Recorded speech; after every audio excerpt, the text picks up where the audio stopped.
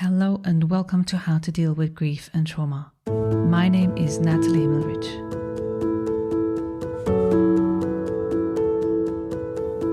How to Deal with Grief and Trauma is completely self-funded, produced and edited by me, Natalie Himmelrich.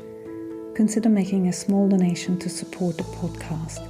Go to bit.ly/support, capital G, capital T, and podcast. I repeat, bit.ly/supportgt podcast. Thank you so much. And for more information, please visit Natalie's website, join the podcast Instagram page, and subscribe to the newsletter to receive updates on future episodes. So for today's episode, I invited Shelby Forsythia back to speak about the topic of loss and or trauma, at least for some, experienced following the most recent election of the American president. And we're sort of in this time space between his election and his coming into office. And just to name as well here, Shelby has been on the podcast before in episode 29, and so I really recommend for everyone to hear her personal story there, and I will link it in the show notes as well. And I became aware of your interest, Shelby, as in one of your newsletters you wrote Thoughts for Election Despair, and you shared there how it affects you. And so upon my invitation to speak with you, you wrote to me, full disclosure, I'll be coming with my progressive perspective as a woman, queer person, and grief business owner, so I really can't speak to the perspective of anyone who's overjoyed at Trump's return to office. And so just to give a little bit of background as me as the host, I'm not politically informed in a lot of detail. And as well, I'm living in Switzerland, so in the middle of Europe. And obviously the news reaches us and we know about American history and also the election and everything like that. But so if you were to explain to me as a non-politically interested or informed person, how does this affect potentially the people living in the United States? How does that, from your perspective as a woman and as a queer woman, how do you think it impacts and where is there grief for people to understand that grief doesn't always have to be related to something in relation to death or trauma? So first of all, welcome and take us in on a journey on what that means for you living in the United States.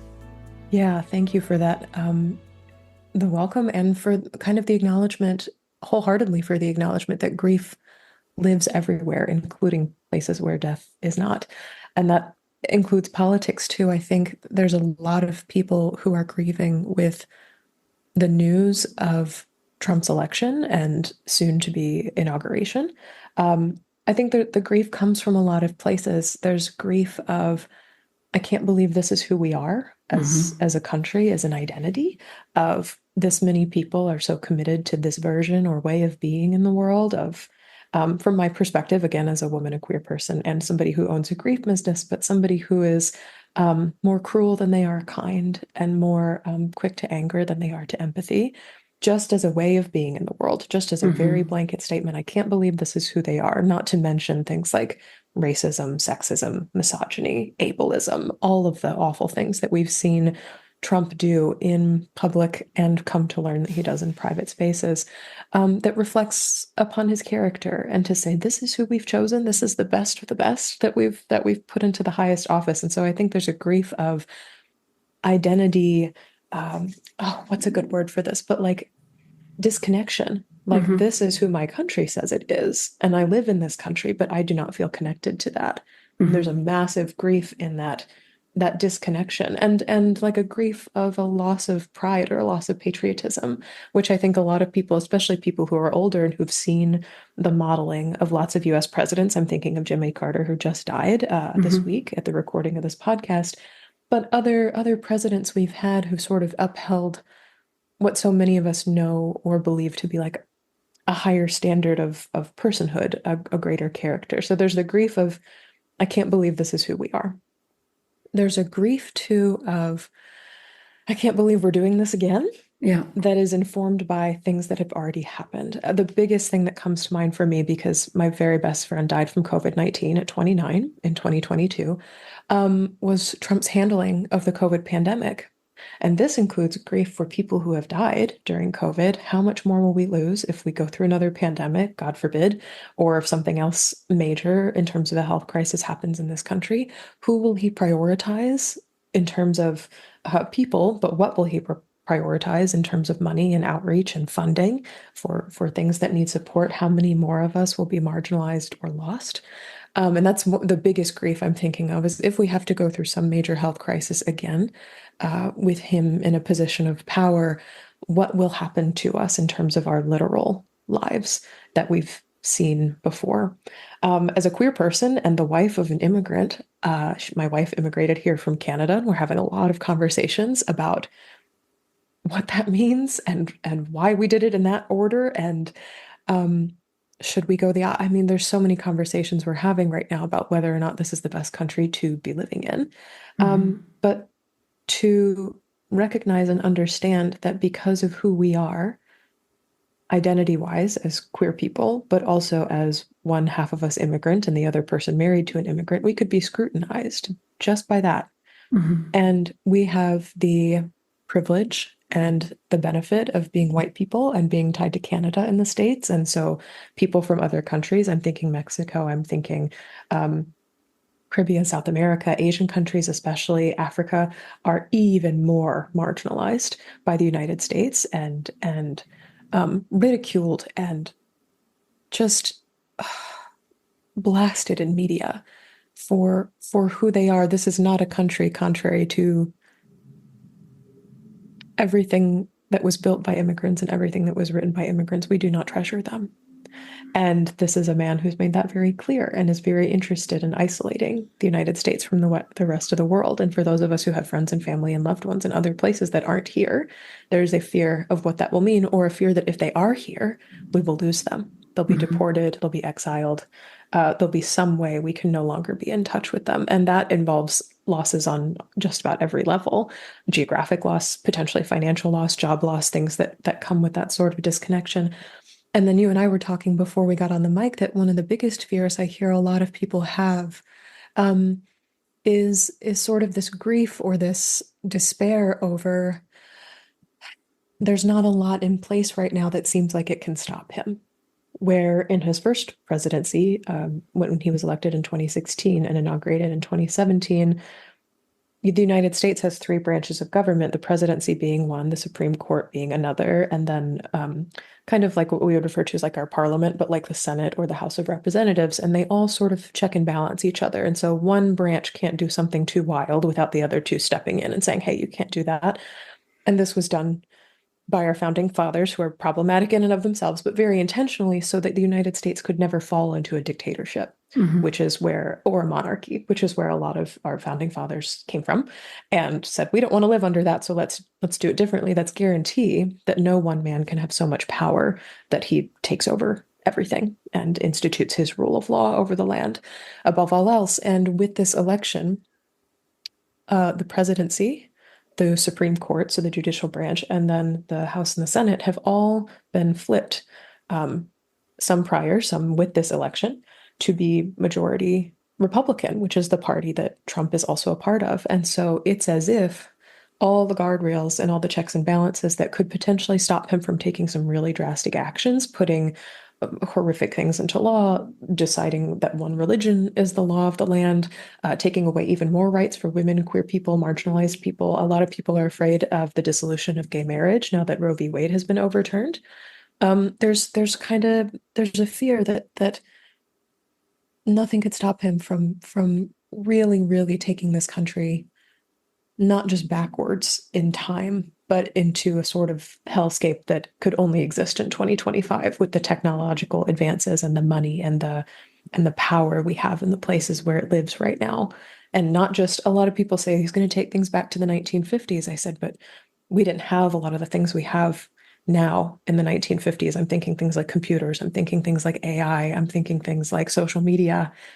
He could totally take things back to the 1950s, but then make 2025 a unique sort of apocalyptic dystopia with all of this new evolution that's come since mid-century, and there's not a whole heck of a lot that could really stop him from doing that. And then the last thing I'll say, because I know there's so many more questions here and so many more branches we could go into, is because of Trump's age, a lot of people, especially grieving people like myself, are conscious that this man could very well die during his term in office. And a lot of people are concerned with his current vice president, J.D. Vance, coming to power as the president, or his current top advisor. And this is, the news is changing daily, but right now Trump's getting a lot of his information and decision making from Elon Musk. One of these two men sort of stepping in and taking on the ultimate power in this country. And neither of them are particularly kind, empathetic, all these words I've used before, or understanding or caring towards marginalized people. And I say marginalized, and I say, yes, queer people, people of color, people who are disabled, but also grieving people, also poor people, also all of the things that make people need just a little bit greater in this country, and rightfully so. Like, we are humans, nature is to need and to be supported in community with other people. And it seems like, from what I've read, from what I've heard, from what I've faced through Trump's 4 years in office, that he and the people he surrounds himself with are committed to power and money and to looking good and to congratulating themselves for looking good. And having those three things as your biggest priorities as a leader is really devastating for anyone and anything who is detached from money, power, or looking good. It makes a lot of people very, very scared very fast. And I think those are just some of the griefs we're going through right now. Yeah.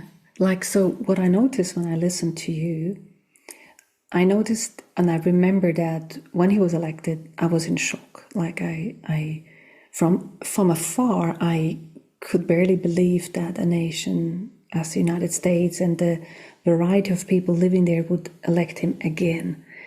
And it was it felt similar to a traumatic shock. I was like completely in disbelief. And so now, as I was listening to you for the last 10, 15 minutes, again, I feel this dread. I feel it sort of in my throat and in my chest area, as if, oh my God, this is even worse than I envisaged or that I could conceive. And so I guess it's important for people to hear or to understand they might not have actually assigned grief, loss, or trauma to an election. They might have thought, well, how does this have to do with grief or trauma?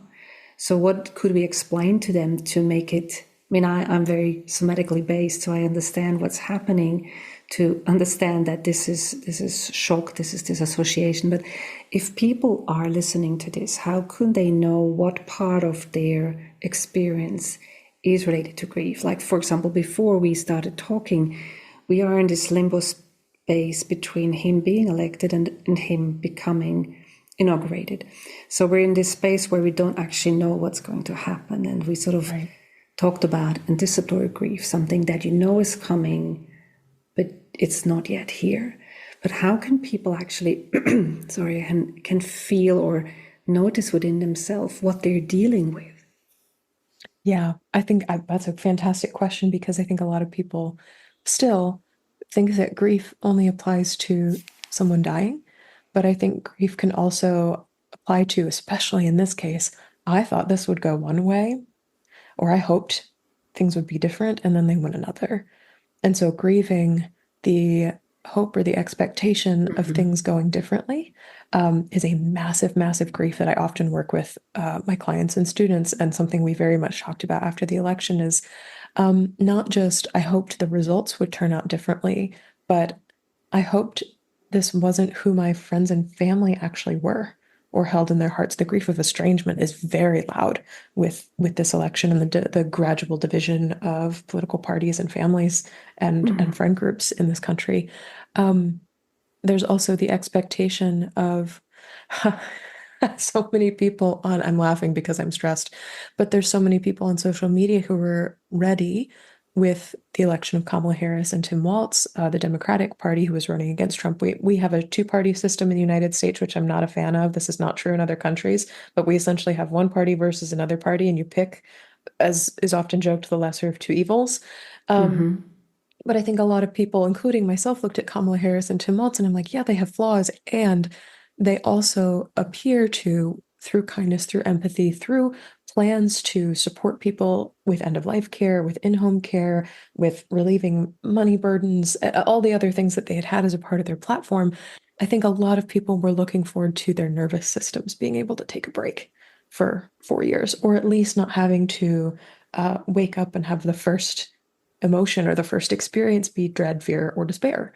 And I think it's a great privilege when people say, well, if you don't like it, you can just leave. As if the process of leaving the only country you've ever known is extraordinarily easy. We just went through that process with my wife. It took more than 3 years.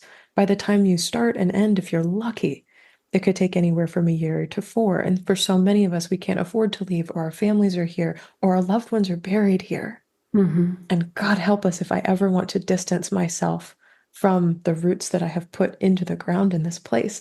It's not the place necessarily that we want to escape, it's the environment, and those are two different things. So I think for people who don't recognize yet that this is grief, something that I often ask is, was there something you were hoping to happen that didn't? And a lot of people say, well, I'm just disappointed. And as if disappointment is not a big emotion. But one of my favorite authors, Brene Brown, who wrote, I have it on my shelf here, it's called Atlas of the Heart, but she divides emotions into different categories and distinguishes, especially with disappointment, that the weight of your disappointment, the heaviness of it, and where you feel it in your body is equal to what you had hoped for, the expected outcome that you wanted. And so allowing that weight to be equally heavy for both sides of that scale to even out. You can be disappointed that your ice cream fell off your ice cream cone, but you can also be disappointed that your IVF transfer didn't take. You can be disappointed that your mom died the day after Christmas when she was supposed to live for 6 more months, which was my story. You can be disappointed that the party you thought was going to be installed into office and create laws that served you and the people you love and kept your kids safe didn't win. And that in many cases, the opposite is going to be true. And you're going to have to live through that. And to your point, the grief of sitting in suspension, it's going to be 4 more years and we know it's going to be bad, but we don't know what flavor. We don't know when or what or why or when or how that will manifest is enormously scary to sit in. It is a sort of anticipatory grief where we know there's an end point. Maybe this is something a lot of people are also fearful of, is that Trump will have the power to change how elections happen in this country and possibly stay in power for more than 4 years, which is personally terrifying to me. But in my brain, the most that I can look forward into the future right now is 4 years. And I said, I hope we still have elections in 4 years and we will get him out of there. Because technically a president cannot hold 2 terms in office, more than 2 terms in office in the United States. And so he could not conceivably, if the laws stay as they are right now, which they are subject to change with him in power, that would be the thing that would limit him. That would be the guardrail, or his death, which is a hard thing to talk about. But there's a lot of I see myself expressing anxiety by rubbing my hands together. I don't know if people who are listening can hear this. There's just a lot of breath holding that's happening. So many of us, more than 50% of the population who voted in the United States, because not everybody voted, which always makes me mad. But there's more than half of us that are holding our breath and kind of waiting to see what's going to happen. And that waiting doesn't come without action. We're doing stuff. We're helping our neighbors. We're mobilizing. We're voting locally. We're doing things to change the small circumstances that we do have power over, and that we can talk about that in a second if you want. But there's also this larger sense of this entire country is watching and waiting to see what in hell this man and everyone he is connected to will do with our government and therefore our lives, because politics is how we arrange ourselves as humans. That's literally the etymological definition, is how do we come into community together. It's political. And yeah, there's just this grand breath holding that is very, very big and is kind of ever present all the time until he is out of office or something else happens, is going to be true for just about everybody, in the States. Even people who voted for him, as I'm starting to see on social media, on TikTok, on Facebook, people who are regretting their vote, which I imagine the population is few, but it does exist, are recognizing that a lot of the things he said he would keep and take away are the same thing. And so now they don't know, is he actually going to take away the Affordable Care Act, Obamacare, which is the same thing? Is he actually going to decrease the price of groceries and eggs when there is a bird flu pandemic emerging among us? And that's affecting the price of eggs more than any sort of economic policy ever will. There's a lot of interesting conversation happening, even among Republicans, of what's going to happen next. And breath holding, I imagine, on that side too. Will the chaos be in service of what you want, or will it actually tear down what you thought would happen? The picture that came in my mind when you were talking was being in a relationship that with a person that, even though you know it's not good, you sort of can't distance yourself. And so it's like the country has gone into another 4-year relationship with this person, with this, and some people see what's going to happen or see the damage that he has already done and say, oh my God, no, not again. But there's some attraction to it. So, I mean, we could go down this road, but I think what is really the base of this podcast is how do we deal with it? And so you mentioned it already, like there's stuff that people do, helping their neighbors, voting in local communities.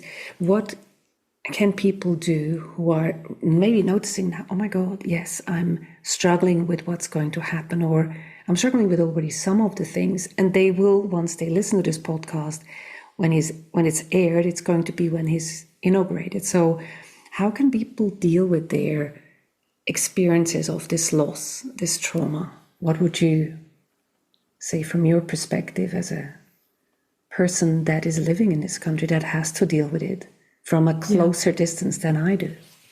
Yeah. I think people are preparing or coping in a lot of different ways. And I'll give the disclaimer that I can't possibly list them all. And I think there's kind of different flavors of preparing or coping. I've seen my favorite personally is screaming. And I know that sounds silly or funny, but kind of like you, I keep a lot of my tension or my anxiety in my chest and in my throat. And I'm like, I got to get this out of here. This was true when I found out my mother was dying. It was true after my best friend died. But I shared the story on my Instagram, and you can go back and find it in Reels if you want. But the day after the election, when the results came out, I told my wife, I was like, I gotta go scream somewhere. But we live in a major city, and I don't want, the neighbors to call the cops and thinking something's happening in our apartment. And I'm also really, partially because of you and your work, I'm very conscious that I could be activating people's trauma around me to make a noise like that in public. A lot of times, loud noises or yelling activates people's trauma or past histories with it. So I was like, I need to get somewhere far away enough that I'm not harming people by expressing my emotions, but also so that I can effectively let this grief move through my body. And we live near a pier on the lake here in Chicago. And we walked far enough out on the pier that like there were people kind of nearby, like maybe half a mile away, like walking dogs and things like that. But I'm like, they'll see that I'm with another person, that I'm okay, that I'm not being wounded in any way, and we'll just let it rip. And so I started screaming off the edge of this pier into the lake because I love big bodies of water. They're just like big enough to receive all of our emotions. They don't mind. It's fine. Um, and when I was done, I immediately like crushed myself into my wife's chest, and she was hugging me. And I heard this voice behind me, and I was like, oh crap. I upset somebody. They're gonna call the police. Something's gonna happen. She's like, hey, are you guys screaming? And I turned around and I was like, yeah. And she goes, because I really want to scream too. And so we both screamed twice off the edge of the pier, and she introduced herself as a local musician in a Jewish synagogue.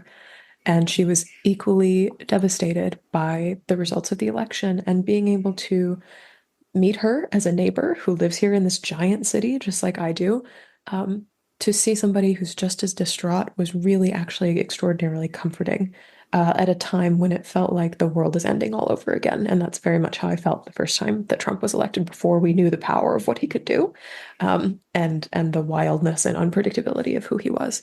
If screaming's not your thing, because I get that it's really not for a lot of people, I think a lot of people are springing into action by logistically preparing or helping others prepare. So things like making go bags for protests. If you're a person who goes to protest, things like first aid kits, things like water, If you're a person who can physically get out and protest in your state, that's something that's helpful. Mutual aid funds are extraordinary. And if you've never heard of mutual aid before, if it's not a big thing in the country where you live, basically what it refers to is communities, small groups of communities giving back to each other. And this can be done through buy nothing groups on Facebook of like, hey, I literally just did this last week. I was like, we got a new air fryer for Christmas. I have a brand like new, great one, works for free. Would love to give it to anybody in need. And it ended up going to somebody who's in college here in my local area who couldn't afford her own. A lot of things like coat drives, sock drives for refugees who are here. Chicago is a sanctuary city for refugees coming from all different parts of the world to do things like that. And other things like, my cat needs emergency surgery. I don't have the money to pay for it. Can anybody chip in a few bucks on Venmo and would really help? And I've seen people raise small amounts of, well, could be, it's a privilege to call this small, but anywhere from $400 to $3,000 to pay for surgery or infant formula or things like that. But these are all neighbors and very tight-knit groups looking for ways to support people that they share a community with. And the biggest reason I love mutual aid groups, and you can literally Google mutual aid your city, and you will find groups that are set up for this. The thing I love about it the most, and this helps my nervous system coming at it again from a somatic perspective, is after the election, it was so tempting to see people I walked by on the street as an enemy, as somebody who voted against me, as somebody who didn't care about whether I lived or died, or hated me for who I was. And doing things like participating in community organizations and mutual aid, suddenly I'm seeing everybody on the street as someone I could help or someone who could help me. I see them as a friend. I see them as an assistant. I see them as a mentor or a neighbor. I truly see them as somebody who is interested in supporting me in my well-being. Whether or not that's actually true, it just changes the lens that I see the world through. And that's going to matter a whole heck of a lot as we go into the next 4 years, is are you seeing the world as or your environment as a place that hates you, that doesn't want you to exist, that wishes you were dead, that wishes you were out of this country, that wishes you weren't poor or disabled or fat or a woman or queer or trans or whatever the case may be? Or, and I know I'm turning this black and white, and it's really not, it varies day by day for me. Or are you going to see the world as a community of helpers, whether within your area, or you can join mutual aid funds online as well? If your community is a hostile place to live, I'm thinking places in Texas, Florida, Montana, some of our southern or more red states may not have big things like mutual funds set up everywhere, like Chicago, which is a very blue state, and our governor, thank goodness, is committing to staying blue as much as possible, which is democratic in the United States, through these next 4 years, and committing to helping women and queer people and children and kind of all these other marginalized groups. You can also find communities of support online. And the last thing I'll say is read a grief book. Listen to a grief podcast. If you have any capacity at all to take in any sort of information, get some language for this, or get some frameworks for this, or some exercises for this, or whatever you're going through. You can pick up one of Natalie's books or one of my books. We both have podcasts you can listen to, and there's so many other wonderful ones. I'm thinking Ambiguous Loss by Pauline Boss, or is a wonderful one. And then there's a few books on disenfranchised grief, which is like grief, not death, but like is not really honored or recognized by society, are wonderful books to read when the loss you're facing or the grief you're facing isn't someone's death, isn't a funeral, but something is lost and emotions must be processed around that. So educating yourself on grief, and then in turn supporting people around you who are also equally grieving, is one of the kindest things you can do, especially neighbor to neighbor. And I would think that if I would make it in terms of nervous system language and quite simple, to maybe also add what you already said, is I think the basis is to know your nervous system and what it needs. So if it gets activated, it goes into sympathetic or dorsal, then the question is, what helps me regulate? And so, for example, when you said screaming, I mean, screaming, it tones the vagus nerve. It helps you discharge the energy that is probably sympathetic, I would assume, because you wouldn't scream if you're in dorsal. So it's really interesting to look at yourself and say, well, what do I need to help me regulate? Or you also mentioned then the person that you met on the pier. So the co-regulation of meeting someone else that understands where you're coming from, or that you're doing something together, or the help that you mentioned. So I think there's another episode on regulating your nervous system that I will also link in the show notes.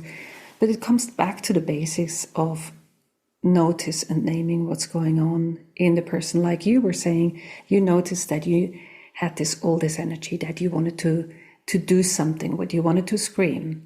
And so that is noticing, okay, I'm sympathetically activated. What do I need to do with this energy? Well, not to stuff it down, but actually expel it. And so that's just an experience or an example of what to do with what's going on. If someone is more into dorsal, they might want to hide under their blanket. They might want to disappear. And then it's just a question of what is the small thing that I can do to tip this? Can I maybe send a small message to someone, say, hey, I need some support. Maybe that's too much. Start small, just something really small to help regulate the nervous system. I think that would be me adding some of the small bases that people can do. And community co-regulation is really the powerhouse in all of that, as you and I know and teach.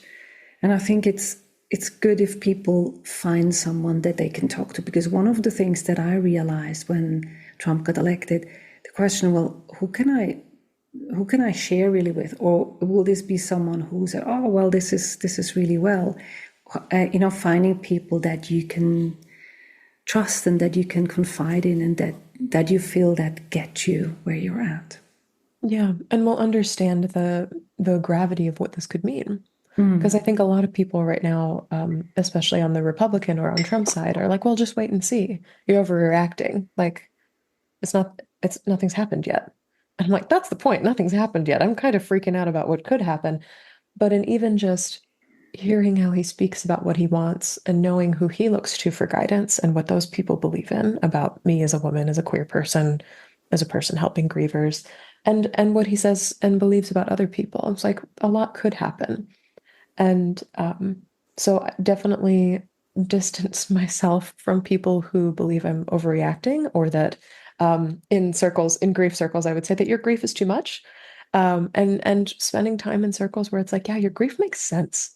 Your anxiety makes sense. Your concern makes sense. And really moth to a flame, like going towards people that validate what you're experiencing versus try to talk you out of it.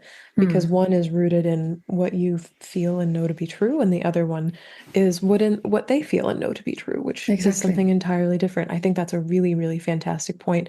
And to your point about expression too, and kind of the different flavors of it, I'm signing up for dance classes for the first time since I was 4 to move things out of my body. I'm singing in groups far more often than I used to, because being in a room full of people making something joyful is feels like an act of rebellion right now. But I notice, especially in the context of my marriage, that I'm kind of an emotional expressor, and my wife is like an emotional conserver. And so when she regulates, she calls it being flat. She's like, I gotta go be flat. And she'll just lay flat in bed. She's like, I gotta be horizontal. Nothing needs to be, no stimulus, no music, no sound, no traffic, no nothing. Turn the lights off. And that's like regulation for her. Or like hot bath, dark room. I'm like, good for you. That sounds boring as hell. I'm like, I gotta dance, I gotta sing, I gotta shake it out, I gotta go scream on a pier. But I'm really learning that just as with grief, there's really no one right way to express everything that you're feeling or to re-regulate yourself.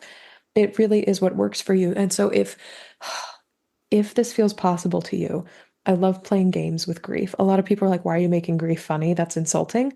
If you can play a game with grief, or if you're willing to, especially as we go into these next 4 years, you might do something like make a bingo board of possible regulating activities that you've never tried before, and just try one of them every couple weeks or so, and just see how it goes and see if it works for you. And if it does, great, keep it. If it does, nope, and toss it off to the side. You're like, oh, tried something new. I learned something about myself. I also know people, especially families with children, will put ideas for regulating activities on little pieces of paper and like put them in a jar. And so there's a game of randomly pulling one out. It's like, oh, we're going to dance together in the living room to a song for 5 minutes, or we're all going to go be flat, as my wife would say, be flat. We're all going to go lay on the floor and not do anything for 4 minutes, or we're going to play I Spy with colors in the backyard for 10 minutes and see a red bird and see a blue plane and see a yellow whatever. And so to regulate together and see what activities work for them as a family. But that might be really interesting to you. going into these next 4 years, because I think we all have really big libraries of what freaks us out.